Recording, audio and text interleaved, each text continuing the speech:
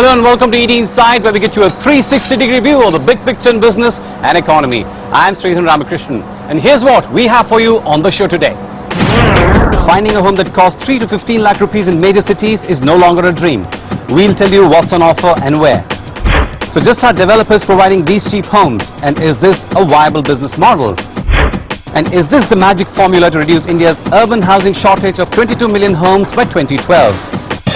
A top story first. Big or small, there's no place like home. Those words have never rung truer than now for India. In fact, the global economic slowdown has made many developers wake up to that new reality. And some among them are tapping the bottom of the pyramid with affordable homes. And this time around, when they say affordable, they really mean it. Nikhil Shivadas gets you the story.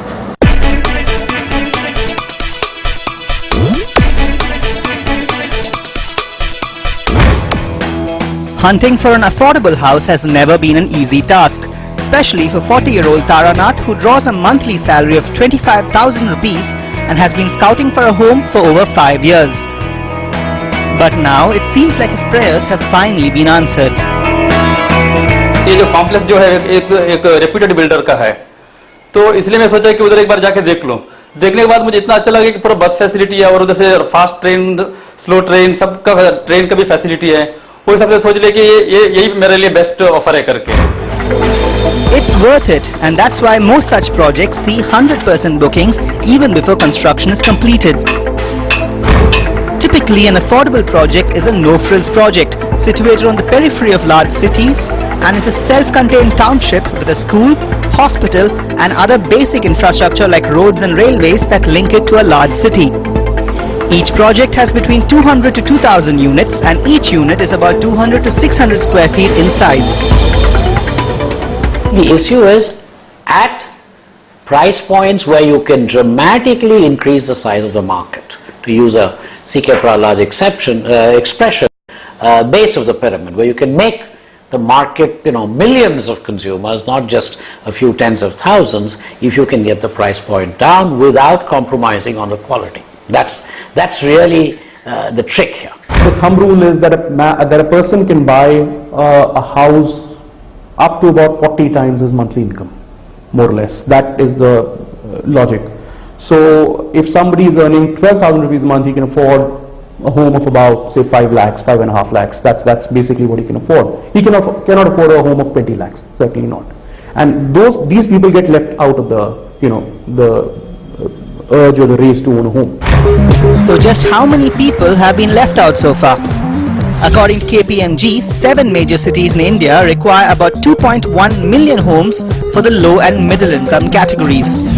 And that, KPMG says, is a 30,000 crore rupee opportunity. And where there's so much money, builders are bound to come calling. We've kind of in some sense arrived at a sweet spot for the kinds of projects we want to do, which is somewhere in the 10 to 20 acre land parcel size, delivering somewhere between 1,000 to 2,000 units of homes in the 400 to 600 square foot range of a certain specification, which is in our opinion extremely attractive for customers. There's over 24 million housing shortages in India, and we believe that anybody who works in this spectrum and takes out the pains to understand how the industry operates to keep costs low, there's a genuine demand for affordable and low-cost homes, which is not the case at the very premium end of the market. Housing demand between 3 and 10 lakhs is almost 60% of the total demand. So 60% of 6 million comes to around 3.6 million, which is our closest estimate to the reality on the ground. According to the National Housing Board, around 25,000 to 50,000 low-cost homes will be available over the next 2 years. And 25 builders have already announced projects so far. So there are affordable homes coming up in Chennai, Bangalore, Pune, Mumbai, Ahmedabad, Nagpur, Bhiwadi in Rajasthan, Meerut in UP and Bawal in Haryana. We are targeting an absolute, a lower segment of people who have probably some income to them, but they may not be coming from the organized sector. They are in bracket of 10,000 to 15,000 rupees income per month, and they don't have houses, and if we are most of the developers in India, they are making houses more than 10 lakh rupees, and they can afford flats below 10 lakh rupees. That's a new tune for developers to sing. So far, they were only catering to the upper middle income segment or the organized sector. That's because home loans for such customers were more readily available. But with micro-lending institutions like the Micro Housing Finance Corporation or MHFC aggressively lending to the urban poor over the past 2 years, even those belonging to the unorganized sector are getting access to much-needed capital, which in turn is giving a fillip to affordable housing. We've done so far about 350 loans, which means, and we have about 25 projects which, like I said, we only do loans on projects which are pre-approved, and we intend to do 1500 loans by the end of this year. So that is a total sanction of maybe close to 60 crores is what we intend to do in the first year of our operation. I think it has been increasing, there is no doubt about it. I think if you look at this, I think in our case we have been seeing it, there has been probably a growth over around 30% over the last year. As noble as these intentions may be, the sector has also opened up a second home opportunity even for those who can afford homes in cities. In our project, see, the second home buyers are there, but our basic aim is for the urban poor. The segments what we are maintaining from 3 lakhs to 10 lakhs, the area and the facilities what we are providing, where we feel that this will be suitable for the urban poor, those who are not able to afford their house in the main cities, so they can come and take homes at the affordable rates at our projects. We don't have any filtration as such for the second home buyers. To tackle this growing problem, some builders like BBS and Janadar have put in place a filtration process to identify the end user. Because housing the urban poor is no longer an option, it's a social necessity. But this necessity has to be a viable commercial activity to be sustainable in the long run. The economics of affordable homes is coming up in just a bit. Stay with us.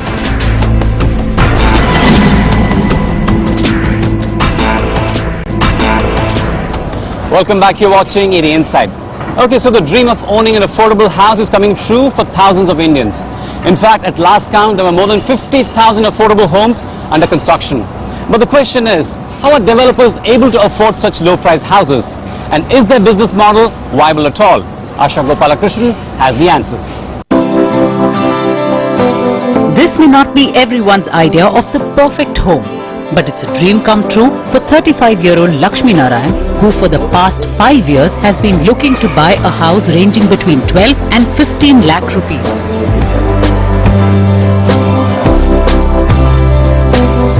I found that the house quality is of the latest technology and the quality is good and it's within my budget.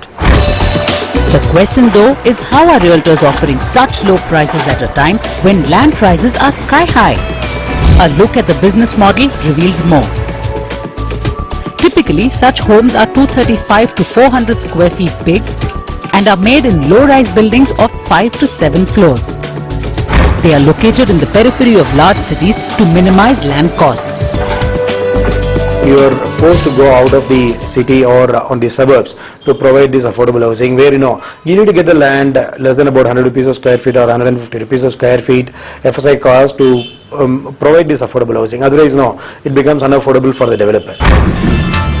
It's important to note here that banks finance the purchase of land, and since these projects are sold well before they are near completion, customers land up funding the construction, which is the biggest cost.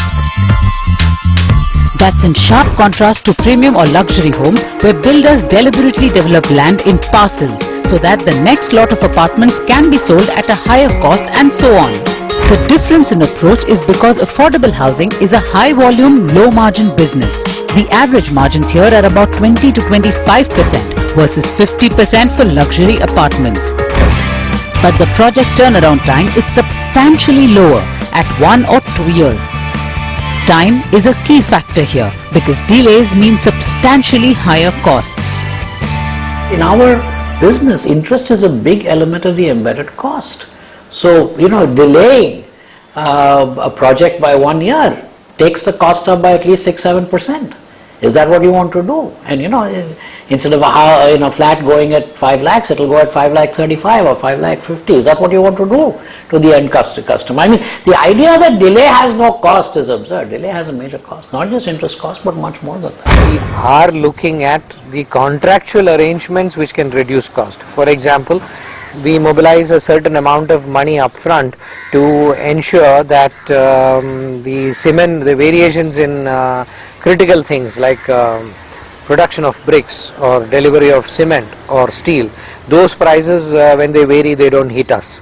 So those sort of things we are doing. It is essentially the volume game, and one can replicate such projects from one location to the other. So you can plan in modules.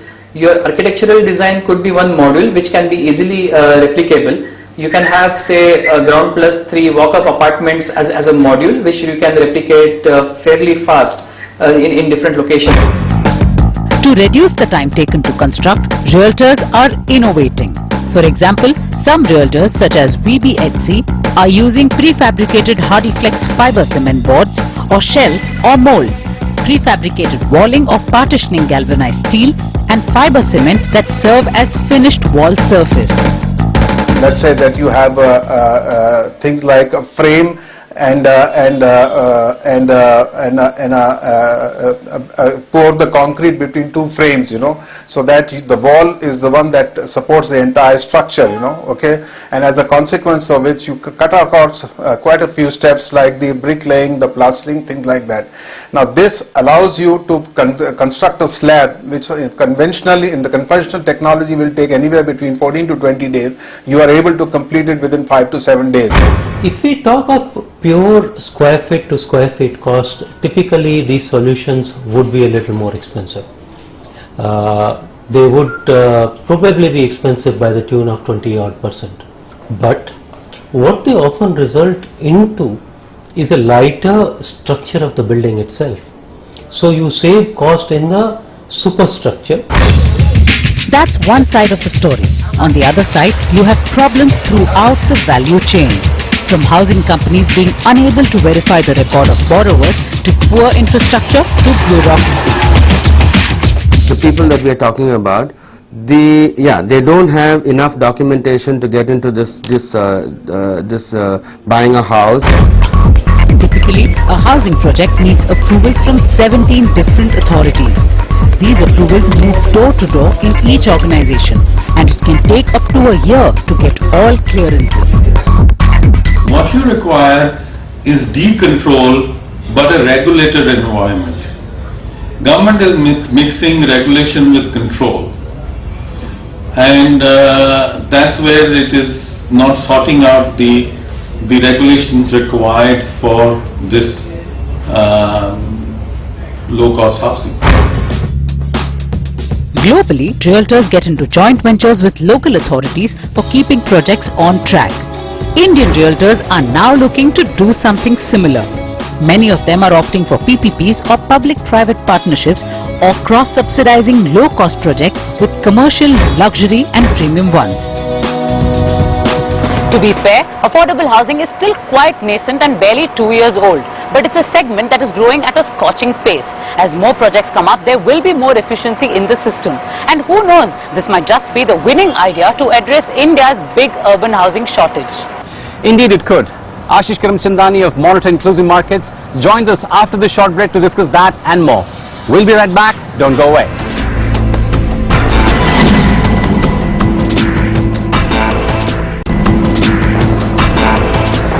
Welcome back. You're watching ED Insight.